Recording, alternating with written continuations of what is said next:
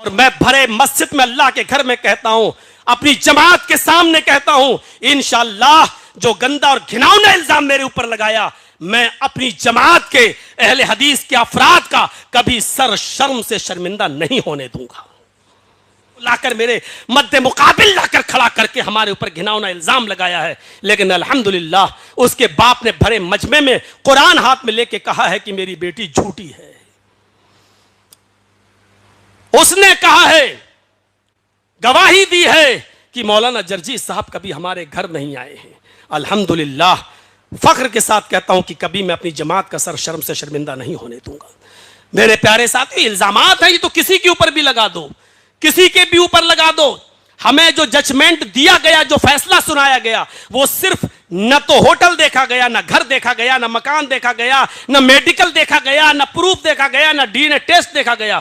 بس اتنا کہا گیا, پیڑیتا کے موکھک بیان یعنی زبانی بیان کے آدھار پر آپ کو دوشی پایا جاتا ہے, جس پر ہائی کورٹ کے جج نے پھٹکار لگاتے ہوئے سرکار کو بھی اور لوئر کورٹ کے جج کو بھی کہ پوری فائل کو باریکی سے اور ڈیپلی پڑھنے کے بعد ایسا لگتا ہے کہ محمد جرجیز کو راجنیتک شڑینتر کا شکار بنایا گیا ہے اور میڈیا کے دباؤ میں آ کر یہ فیصلہ سنایا گیا ہے, اس لیے ان کو تتکال ریلیز کیا جائے. تو میرے بھائیوں, یہ دونوں بیان دیکھ لیجئے, ایک لوئر کورٹ کا جج ہے, ایک ہائی کورٹ کا جج ہے. لوئر کورٹ کا جج کہتا ہے پیڑیتا کے موکھک بیان کے آدھار پہ دوشی پایا جاتا ہے, اور ہائی کورٹ کا جج کہتا ہے راجنیتک شڑینتر کا شکار بنایا گیا ہے اور میڈیا کے دشپرچار کی وجہ سے لوئر کورٹ کے جج نے ان کو سزا سنائی ہے. تتکال یہ آرڈر, تتکال امیڈیٹلی ان کو رہا کیا جائے. 3 تاریخ کو ہماری بیل ہوتی ہے اور 4 تاریخ کو ہم باہر کر جاتے ہیں. میرے بھائیوں, یہ دور آئیں گے, توحید کی دعوت دو گے تو یہ آپ سوچو کہ ہم کو لڈو اور گلاب جامن ملتے رہیں اور توحید کی دعوت, یہ نہیں ہو سکتا ہے. حق بات کہنا ہے تو ڈنکے کی چوٹ پہ کہیے, امام مالک رحمۃ اللہ علیہ کی طرح. جو آج سعودیہ میں جاتے ہو, جو دیکھتے ہو بہت سے لوگ ہاتھ چھوڑ کے نماز پڑھتے ہیں, کیوں؟ امام مالک کو کسی غریب, امام مالک کے دور میں جو بادشاہ تھا وہاں کا, اس کو کسی غریب کی لڑکی بیوی پسند آ گئی. اس نے دیکھا ہے بڑی خوبصورت ہے, اس نے اس کے شوہر سے کہا کہ اس کو طلاق دو, اس سے ہم شادی کریں گے. اس نے کہا واہ, ایسے کیسے ہو سکتا ہے, یہ ہماری بیوی ہے. علماء سے پوچھا, لوگوں نے کہا نہیں بھائی اس کی تو بیوی ہے, کیسے طلاق دے گا. انہوں نے کہا کہ ہم تمہارے پاس درہم و دینار, یہ ہر دور میں ہوا ہے, مولوی بھی پیسوں میں بکے ہیں, یہ طبقہ بھی پیسوں میں اور درہم و دینار میں بکا ہے, اس میں کوئی تعجب کی بات نہیں ہے. جب وہ اشرفیوں کی اور درہم و دینار کی تھیلیاں پھینکی گئیں تو انہوں نے ایک مشورہ دیا کہ آپ کے پاس تو سپاہیوں کی کمی تھوڑی ہے, کسی کی تلوار اس غریب آدمی کی گردن پر رکھوا دو اور کہہ دو کہ اگر طلاق نہیں دی تو گردن اڑا دیں گے, بس مجبور ہو کے طلاق دے دے گا. ایسا ہی کیا گیا. اس غریب آدمی کی بیوی بولی نہیں, ہمارے شوہر کی گردن مت اڑاؤ. اپنے شوہر سے کہا کہ تم زندہ رہو, میرے لیے اتنا ہی کافی ہے. آج یہ تمہیں مجبور کیا جا رہا ہے تو تم چھوڑ دو, مجھے طلاق دے دو, میں دل سے تمہیں اپنا شوہر ویسے ہی مانتی ہوں, کم سے کم تم زندہ رہو گے. طلاق دے دی, تلوار اس کی گردن پر رکھی ہے. مجبوری میں اس نے دیکھا کہ بادشاہ کی طاقت تو بہت زیادہ ہوتی ہے, سپاہی اس کے انڈر میں ہوتے ہیں. مجبوری میں اس نے اپنی زبان سے کہہ دیا کہ میں نے تجھے طلاق دی. مولویوں نے فتویٰ دے دیا کہ طلاق ہو گئی. اس نے اس عورت کو عدت گزرنے کے بعد اس سے نکاح کر لیا. 6 مہینے, 8 مہینے, 10 مہینے, 1 سال اس کے ساتھ رہا. دھیرے دھیرے یہ خبر, آج کل کی طرح واٹس ایپ کا زمانہ تو تھا نہیں, میسنجر کا, فیس بک کا زمانہ تو تھا نہیں, یوٹیوب کا زمانہ تو تھا نہیں. دھیرے دھیرے یہ بات اس ملک کے سب سے بڑی ہستی امام مالک رحمت اللہ علیہ کے کانوں میں پڑتی ہے. امام مالک کو پتہ چلتا ہے کہ اس آدمی نے اپنے سپاہیوں کو بھیج کر مجبور کر کے اس عورت کو آدمی کو طلاق دینے پر مجبور کیا ہے. بادشاہ تو ہماری مسجد میں خطبہ جمعہ پڑھنے آئے گا, لہٰذا بادشاہ اسی مسجد کے اندر جمعہ کا خطبہ امام مالک کا سننے گیا. آج وہ آگے بیٹھا ہوا ہے, امام مالک رحمت اللہ علیہ اپنے سر پر کفن باندھ کر خوشبو لگا کر آج جمعے کا خطبہ دینے کے لیے آ رہے ہیں. سرسی والو، ایسا ماحول کبھی آپ کے علاقے میں ہو جائے تو مولانا جرجیز کے آنے کے بعد یہ آپ کہہ دو گے کہ آپ ایسا مت بولنا ویسا مت بولنا، ہمارے یہاں کے حالات ایسے، ہمارے یہاں کے حالات ایسے ہیں. امام مالک رحمت اللہ علیہ سے ان کی بیوی کہہ رہی ہے آپ کو جھگڑا مول لینے کی کیا ضرورت ہے، آپ خاموش رہیے، آپ کو کیا ضرورت ہے، آپ نماز روزے کی بات کریے اور چلے آئیے.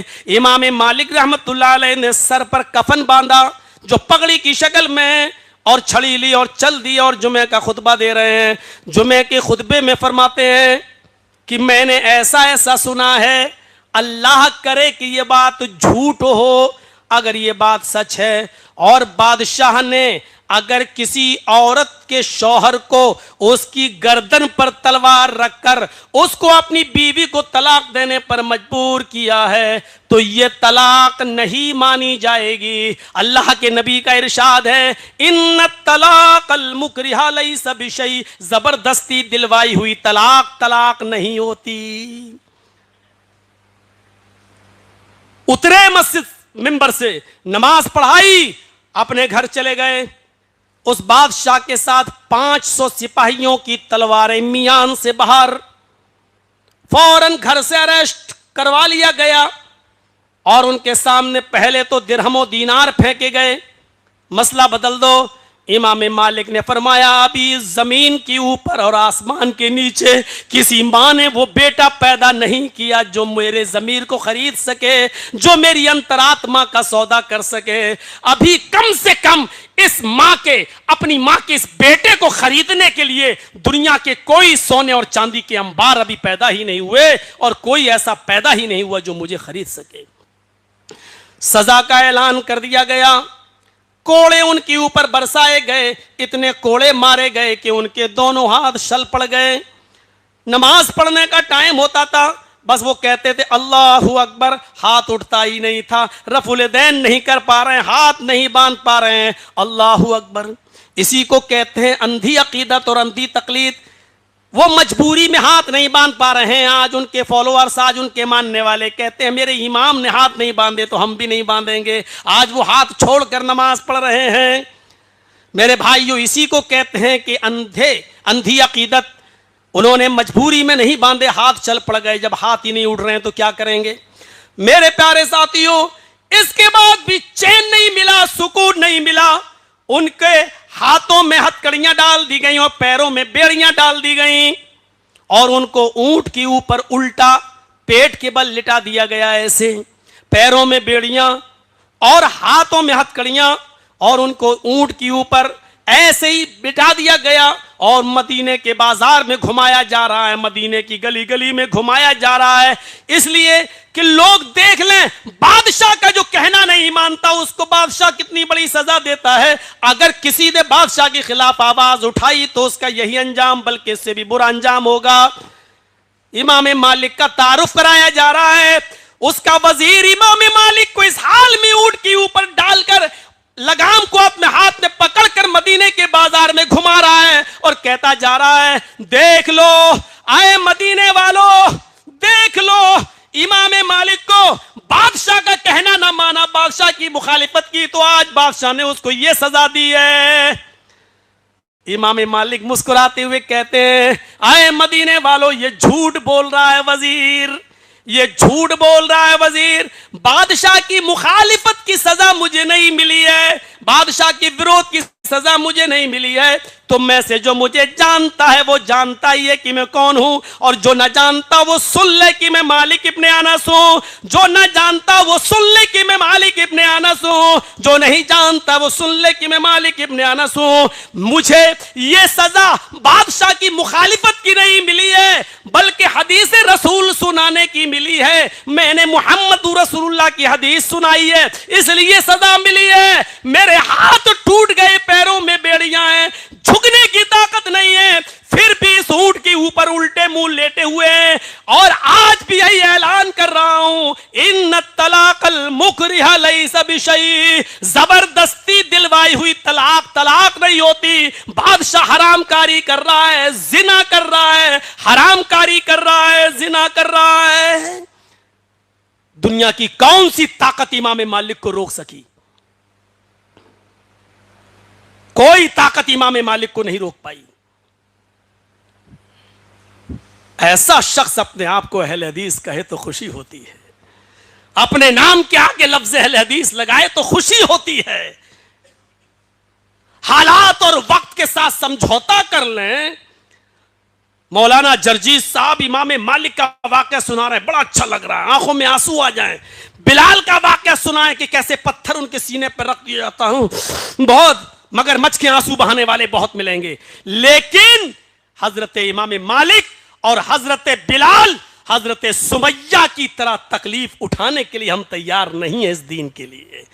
اس منبر کے اوپر کھڑے ہو کر یہ خطبے سننے کے لیے تیار ہیں کہ بلال نے کیا تکلیف اٹھائی، سمیہ نے کیا تکلیف اٹھائی، امام مالک نے کیا تکلیف اٹھائی، امام احمد ابن حنبل نے کیا تکلیف اٹھائی، لیکن ان تکلیفوں کو ہم اٹھانے کے لیے تیار نہیں ہیں۔ سننے کے ہم شوقین تو ہیں، لیکن ان تکلیفوں کو اٹھانے کے لیے ہم تیار نہیں ہیں۔ یہ حق بات۔ اللہ کے رسول نے ان کے چچا ابو طالب نے کیا کہا تھا؟ بھتیجے میرے اوپر اتنا بوجھ مت ڈالو کہ میں برداشت نہ کر سکوں، آج یہ لوگ تجھے مارنے کے لیے آ گئے، اتنا بوجھ نہ ڈالو۔ تو اللہ کے نبی نے کیا کہا تھا؟ آئے چچا جان، آپ کیا سمجھتے ہیں کہ میں آپ کے سہارے پر جی رہا ہوں؟ نہیں، یہ کافرین مکہ اگر سورج اکھاڑ کر لائے اور میرے داہنے ہاتھ پر رکھ دیں، اور چاند لے کر آئے اور میرے بائیں ہاتھ پر رکھ دیں، پھر بھی میں دین حق سے باز نہیں آؤں گا، حق کی دعوت دیتا رہوں گا۔ یہ تھا ایک واقعہ۔ اور جب حق بات بولو گے تو پریشانیاں آئیں گی، اور پریشانیاں آئیں گی تو صبر آپ کو کرنا پڑے گا، حضرت سمیہ کی طرح۔ جب تک نہیں پتا تھا نہیں پتا تھا، بس یہ آخری واقعہ سنا کر میں جانتا ہوں عشاء کا وقت ہے، تو میرے بھائیوں حضرت سمیہ کا ایک منظر دیکھ لیجئے میرے بھائیوں، حق بات۔ ابو جہل کھڑا ہے، ابو لہب کھڑا ہے، اور سمیہ کے دونوں یعنی بیٹا بھی اور شوہر بھی دونوں کو سامنے کھڑا کر دیا، عمار کو اور ان کے شوہر یاسر کو، اور سمیہ کے جسم سے کپڑے اتار دیے گئے۔ طبقات ابن سعد کے الفاظ، سمیہ محمد کے رب پر ایمان لائی ہے، چھوڑ دے، کہتی ہے ہاشا وکلا، ہرگز نہیں۔ کپڑے اتار دیے، ہاتھ پیچھے سے باندھ دیے، مان جا، نہیں مانتی ہے۔ نیزہ لیا، نیزہ اٹھا کر شرمگاہ میں داخل کر دیا، اس طرف سے ڈالا اور اس پار نکال دیا، ہاتھ پیچھے سے بندھے ہوں۔ اس ظلم پر ہم کیا کہیں گے؟ تھوڑی سی 5 مہینے کی جیل کی سلاخوں میں پہنچ جائیں تو ہمارے منہ سے اللہ میری رہائی کا انتظام فرما دے، یا زیادہ سے زیادہ لا الہ الا انت سبحانک انی کنت من الظالمین، جو یونس علیہ السلام نے مچھلی کے پیٹ میں پڑے، آپ یہی سب دعائیں پڑھیں گے۔ لیکن سمیہ جس کی شرمگاہ میں نیزہ ڈال دیا گیا ہو، ہاتھ پیچھے سے بندھے ہوئے ہوں اور نیزہ اس پار نکل چکا ہو، ایسے موقع پر یہ نہیں کہتی ہے کہ اللہ میری مدد فرما، اے اللہ ان ظالموں سے میری حفاظت فرما۔ اس کے منہ سے یہ دعا نہیں نکلتی ہے، اس کے منہ سے یہ دعا نکلتی ہے ثبت قدمی علی دینک یا ربی، اے ہمارے رب اس کی دی ہوئی تکلیف سے کہیں میرا ایمان نہ پھسل جائے، کہیں میرا اسلام نہ پھسل جائے، کہیں اس کی تکلیف سے مجھے میرا ایمان نہ چھن جائے، اے اللہ اس کی دی ہوئی تکلیفوں پر میرے ایمان پر مجھے ثابت قدم رکھنا، اے اللہ میرے ایمان پر مجھے ثابت قدم رکھنا، ثبت قدمی علی دینک، مجھے اپنے دین پر ثابت قدم رکھنا۔ اس کی زبان سے جملہ نکلتا ہے تو یہ نکلتا ہے۔ ہم کیا کہیں گے؟ دعا کرو مولانا ہماری روزی روٹی میں برکت ہو جائے، دعا کرو مولانا کاروبار بہت، ارے آپ مسجد کے لیے آئے ہیں، آپ مدرسے کے لیے آئے ہیں، آپ دعا کرو ہمارا کاروبار چلا جائے تو انشاءاللہ 50,000 آپ کے اکاؤنٹ میں ڈلوا دیں گے۔ بس آپ یہ دعا کرواتے ہیں اپنے علماء سے۔ میرے بھائیوں دعا یہ کرواؤ کہ مولانا دعا کرو، یہ تو دنیا ہے آتی جاتی ہے، یہ تو دولت ہے جو آتی جاتی ہے، یہ ہماری نہیں ہے۔ ہمارے انتقال کے بعد ہماری اولاد باپ کی بچی ہوئی دولت پر لڑے گی, اس کی جائیداد پر جھگڑا کرے گی, بڑا حصہ میرا چھوٹا حصہ میرا, ہم نے اپنے باپ کو زیادہ دیکھا ہے تم نے کم دیکھا ہے, علاج ہم نے کرایا ہے. یہ نہیں, دعا یہ کرو کہ اے مولانا صاحب یہ دعا کرو کہ اللہ مرتے وقت مجھے اور میری اولاد کو ایمان پر ثابت قدم رکھے, جب تک زندہ رکھے ایمان پر رکھے, اسلام پر رکھے, اور جب خاتمہ ہو تو ایمان پر خاتمہ فرمائے. حضرت سمیہ کا یہی حال تھا, پیچھے سے ہاتھ بندے ہیں, نیزہ پکڑ نہیں سکتی, خون بہ رہا ہے شرمگاہ سے, وہ کہہ رہی ثبت قدمی علی دینک, اے اللہ میرے قدموں کو, میرے پیروں کو, میرے قدموں کو اے اللہ اپنے دین کے اوپر ثابت قدم رکھنا. ابو جہل نے کہا ابھی بھی نہیں مانے گی, نہیں. کہا 2 اونٹ لاؤ. طبقات کے الفاظ ہیں, ایک اونٹ کا چہرہ پورب کی طرف, ایک اونٹ کا چہرہ پشچم کی طرف. ایک پیر سمیہ کا اس اونٹ سے باندھا, دوسرا پیر سمیہ کا اس اونٹ سے باندھا, کوڑا ہاتھ میں لے کر کہا سمیہ اب اونٹوں کو کوڑا ماروں گا, ایک اونٹ پورب کی طرف بھاگے گا, ایک اونٹ پشچم کی طرف. سوچ کہ تیرے جسم کا کیا ہوگا, تیرے پیر مختلف سمتوں میں چیر دیے جائیں گے. سمیہ اپنے بیٹے کے آنکھوں میں آنسو دیکھ کر کہتی ہے بزدل مت بنو, میں عورت ہوں, مجھے ہلکی سزا دی جا رہی ہے, تم مرد ہو. اے میرے بیٹے عمار, اے میرے شوہر یاسر, تم مرد ہو سکتا ہے کہ میرے بعد تمہیں مجھ سے بھی زیادہ سخت سزا دی جائے. تم آنسو بہا رہے ہو, یہ منظر تمہیں دیکھنا پڑے گا. دیکھو عمار, تم تو میرے پیٹ سے پیدا ہوئے ہو, مجھ سے کیا پردہ. یاسر تم تو میرے ہسبینڈ ہو, مجھ سے کیا پردہ. دیکھو اتنی بڑی خطیب کوئی پیدا نہیں ہوئی خطیبہ, اپنے بیٹے کو للکار رہی ہے, اپنے شوہر کو للکار رہی ہے کہ میں عورت ہوں اس لیے ہلکی سزا دی جا رہی ہوگی, تم مرد ہو, اس سے بھی زیادہ سخت سزا کے لیے تیار رہنا. اور وہ ان دونوں کو ڈرانے کے لیے سزا دے رہا ہے. ابو جہل نے کہا کہ ارے بھاشن دینا بند کر, اسپیچ بند کر, اور بتا کہ تو محمد کے رب کو چھوڑتی ہے نہیں چھوڑتی ہے. نہ ان اونٹوں کو مارے. آسمان کی طرف نظریں ڈالتی ہے اور ابو جہل کو چڑھاتے ہوئے کہتی ہے اے ابو جہل, اے ابو جہل, رب کعبہ کی قسم وہ جنت میں دیکھ رہی ہوں تو نہیں دیکھ رہا. دیکھ وہ جنت میں دیکھ رہی ہوں تو نہیں. وہ دودھ کی اور شہد کی نہریں میری نظروں کے سامنے ہیں, اس کی خوشبو میری ناک تک آ رہی ہے, تجھے نہیں دکھائی دے رہی ہے, مجھے دکھائی دے رہی ہے. ارے بار بار کیا پوچھتا ہے محمد کے رب کو چھوڑتی ہے یا نہیں چھوڑتی ہے. اے ابو جہل, کعبے کے رب کی قسم کھا کے کہتی ہوں جتنی دیر تو ان اونٹوں کو بھگانے میں لگا رہا ہے اتنی ہی دیر مجھے رب کی جنت میں جانے میں لگ رہی ہے. اے ابو جہل یہ نیک کام جلدی کر, جلدی ان اونٹوں کو کوڑے مار تاکہ رب کی جنت میں جلدی جا سکوں. اے میرے بیٹے عمار, اے یاسر, میں جنت کے گیٹ پر تم دونوں کا انتظار کروں گی, میرے پیچھے پیچھے چلے آنا, میرے نقش قدم پہ چلے آنا. ابو جہل نے کہا میں نے تو ان دونوں کو ڈرانے کے لیے سزا دیا, یہ تو اور اونٹوں کو مار دیا. ایک اونٹ پورب کی طرف بھاگا اور دوسرا اونٹ پشچم کی طرف. بیچ سے سمیہ کے 2 ٹکڑے ہو گئے, لیکن چہرے تک پہنچتے پہنچتے چہرہ سلامت بچ گیا, بیچ سے جسم کے 2 ٹکڑے ہو گئے. انتقال کے وقت سمیہ کی روح نکلتے وقت سمیہ کے چہرے پر مسکراہٹ تھی.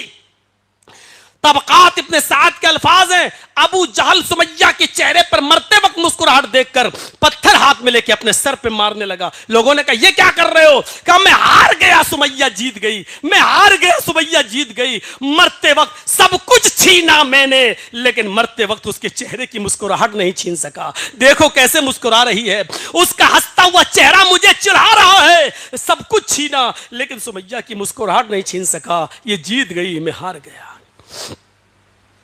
یہ دردناک منظر عمار اور یاسر کی زبان سے جب اللہ کے نبی نے سنا, جمعے کے خطبے میں آپ نے اس دن بہت سے لوگوں کو جنتی بتایا. فرمایا اے لوگوں, عمار اور یاسر کی داستان سننے کے بعد میرے آنسو رک نہیں رہے ہیں. فرمایا ابو بکر تم جنت میں جاؤ گے, عمر تم جنت میں جاؤ گے, عثمان تم جنت میں جاؤ گے, علی تم جنت میں جاؤ گے. ابو بکر تم اکیلے جنت میں جاؤ گے, عمر تم اکیلے جنت میں جاؤ گے, عثمان تم اکیلے جنت میں جاؤ گے, علی تم اکیلے جنت میں جاؤ گے. اس برو یا آل یاسر فإن موعدکم الجنہ، اے یاسر کے گھرانے والو صبر کرو، اے یاسر کے گھرانے والو صبر کرو، تمہارا پورا خاندان ایک ساتھ جنت میں جائے گا، تمہارا پورا خاندان ایک ساتھ جنت میں جائے گا۔ اللہ کے نبی نے اس منبر پر کھڑے ہو کر عمار اور یاسر کو یہ بشارت دی کہ تمہارا پورا خاندان ایک ساتھ جنت کے اندر جائے گا۔ یہ تھا سمیہ کا حق بولنا، اور جب پریشانی آئی تو اس پر صبر کرنا۔ حق بات کہیے ڈنکے کی چوٹ پر، اور پریشانی یہ تیار رہیے، حق بات کہو اور پریشانی نہ آئے تو یہ ہو نہیں سکتا، اور جب پریشانی آئے تو اس کا مقابلہ کرو۔ ایسے بہت سے لوگ ہیں جنہوں نے اس ملک کو چھوڑ دیا ہے، ہمارے اوپر پریشانیاں نہ آئیں۔ اللہ وہ جس ملک میں بھی ہیں تو ان کی حفاظت فرما، اللہ دین کا کام وہ جہاں کر رہے ہیں تو ان کی حفاظت فرما، لیکن میں آپ سے وعدہ کرتا ہوں کہ میں اس کنٹری کو نہیں چھوڑوں گا، چاہے کتنے حالات خراب ہوں، میں اس ملک کو نہیں چھوڑوں گا۔ انشاءاللہ جہاں بھی رہوں گا حق بات کہتا رہوں گا، ادھر پہنچوں گا تو ادھر بھی کلمت اللہ کو بلند کروں گا، آزاد رہوں گا تو ادھر بھی کلمت اللہ بلند کروں گا۔ ہمیں میری ماں نے جب پیدا کیا ہے اور جب پڑھا لکھا کر اس لائق بنایا ہے تو اس کا حق میں ادا کرتا رہوں گا۔ اللہ رب العالمین میری ہمت اور حوصلے میں مزید اضافہ فرمائے، اور جب تک زندہ رکھے مجھے دین کا کام لیتا رہے۔ میرے پیارے ساتھیوں، یہ چند باتیں میں نے ایمان اور عمل صالح کے تعلق سے، حق اور صبر کے تعلق سے آپ کے سامنے رکھی ہیں۔ کل ہیرور میں بھی مولانا عبید الرحمان صاحب العصری کی زیر سرپرستی میں پروگرام ہونا ہے انشاءاللہ، کل ادھر بھی تھوڑا سا بولنا ہے، اور پھر مجھے بیزا پور کی طرف جانا ہے۔ آپ کی محبت، میں نے پورے ہندوستان میں دورہ کیا، سفر کیا، لیکن میں اللہ کے اس گھر میں ہوں۔ اللہ کی قسم کھا کر یہ بھی کہتا ہوں کہ جو محبت آپ نے، جو پیار آپ نے ہمارے ساتھ ہم کو دیا ہے، ایسی محبت اور ایسا پیار بہت کم جگہوں پر ملتا ہے، نہیں ملا مجھے۔ اللہ رب العالمین علماء کی عزت کرنے کی آپ کو مزید توفیق عطا فرمائے۔ کل میں نے اصلاح معاشرے پر تقریر کی تھی، آج میں نے ایمان اور عمل صالح پر۔ ایک بات نوجوانوں یاد رکھنا، آپ دین کا کام کر رہے ہو، اللہ اس کو قبول فرمائے، سیلفی لینا، فوٹو لینا، یہ چیز چھوڑ دیجیے۔ آپ جس مسلک سے جڑے ہیں وہ نہ تو ریا نمود چاہتی ہے اور نہ شہرت چاہتی ہے۔ آپ دیکھ لیجئے بہت سے ہمارے سلفی علماء ہیں، ایئرپورٹ پہ اتر رہے ہیں تو فوٹو کھینچ کے وہ اپنا ڈال رہے ہیں اپنے فیس بک پر، میں اترا، میرے دوست۔ نماز پڑھنے جا رہے ہیں، عمرہ کرنے جا رہے ہیں تو فوٹو کھینچ رہے ڈال رہے ہیں، دیکھیے میں عمرہ کرنے جا رہا ہوں سعودی عرب۔ یہ سب ریا نمود میں آتا ہے۔ میری فیس بک شیخ جرجیس انصاری کے نام سے ہے، بہت سے لوگ فرضی بنائے ہوئے ہیں، لیکن آج تک آپ دیکھیں گے کہ میں نے نہ تو کسی جلسے کا ڈالا ہے، نہ کہیں اترنے کا ڈالا ہے، نہ کہیں جانے کا ڈالا ہے، نہ یار دوستوں کے ساتھ ڈالا ہے، کہیں نہیں۔ جیل سے نکلتے وقت ہمارے 200-300 ساتھی ہمیں لینے آئے، انہوں نے اپنے اپنے آئی ڈی پہ ڈالا ہے، لیکن ہم نے نہیں ڈالا ہے۔ نہیں، ایک بات یاد رکھیے گا، ان اشد الناس عذابا یوم القیامت المصورون، قیامت کے دن سب سے زیادہ سخت عذاب اس کو ہوگا جو دنیا میں تصویریں بناتا ہوگا۔ تصویریں بنانے کی کئی شکل ہے، پینٹنگ کی شکل میں بھی ہو سکتی ہیں، اور اس کی شکل آج موبائل کی شکل میں آ گئی۔ یہ سب ناجائز کام ہے۔ ضرورت کے تحت پاسپورٹ بنوانا ہے تو آپ فوٹو کھنچوا لیجئے، چلیے ضرورت کے تحت، لیکن اب صاحب میں جرجیت صاحب کے ساتھ سیلفی لے لوں، اپنے دوستوں کو بھیجنا، دیکھیے میری ملاقات ہوئی ہے۔ آپ کو کیا ضرورت ہے دکھانے کی؟ صاحب جرجیت صاحب بھی ایک معمولی ایک عالم ہے، جیسے آپ کی مسجد کے امام ہے ویسے ہم بھی ہیں، وہ بھی قرآن حدیث بتاتے ہیں، ہم بھی بتاتے ہیں۔